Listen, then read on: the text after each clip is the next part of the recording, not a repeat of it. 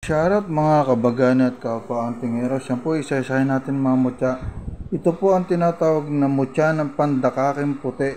Ganyan na po talagang hugis niya, natural. Makikita nyo na naman.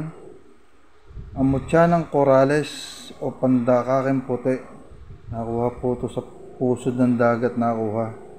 Bihira po yung may ganyan na gawa ng kalikasan. Akala mo itlog, no? Pero hindi. Na makita nyo.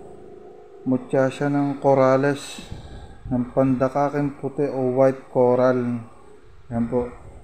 Ginagamit din po ito sa gamutan, pampalakas, kontra sa kulam at barang.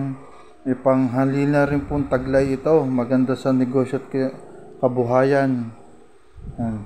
Diba? Kinakargahan din nila. Sabi, ginagamit nila sa kabal ng katawan.